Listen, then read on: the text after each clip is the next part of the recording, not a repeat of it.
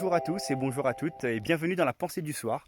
Alors c'est sur ce magnifique site de Notre-Dame de la Paix qu'on se retrouve aujourd'hui pour cette pensée du soir. Alors j'aimerais partager avec vous ce soir un peu dans la continuité du thème de faire confiance à Jésus sur le fait que parfois on ne voit pas le bout du tunnel.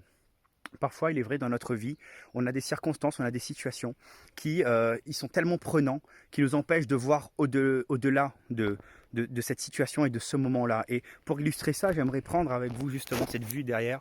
Voilà, comme vous voyez, normalement, il y a un superbe panorama qui s'offre à nous juste derrière. Mais aujourd'hui, on ne voit rien.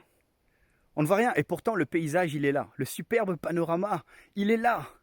Il est là, il attend qu'à être vu. Mais il y a cet épais brouillard qui nous empêche de le voir aujourd'hui. Et dans notre vie, parfois, et même souvent, c'est un peu pareil, mais tout le temps que dure ce brouillard, ça ne veut pas dire que le panorama, il n'est pas là. Si, au contraire, il est là. Mais il faut attendre patiemment.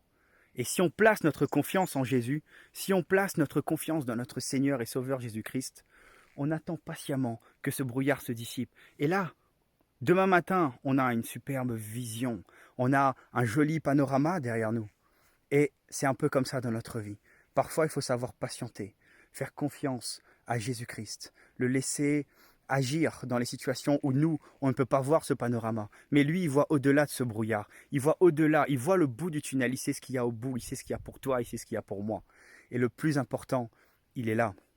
Et vraiment, si tu places ta confiance en Jésus-Christ et que tu patientes tout le temps que ce brouillard est là, eh ben, une fois que ce brouillard sera dissipé, une fois que ce brouillard partira, eh ben, il restera un merveilleux paysage, il restera de merveilleuses choses à accomplir dans ta vie. C'est avec cette simple pensée que je vous laisse. Je vous souhaite de passer une excellente nuit bénie dans la présence de notre Seigneur et Sauveur Jésus-Christ.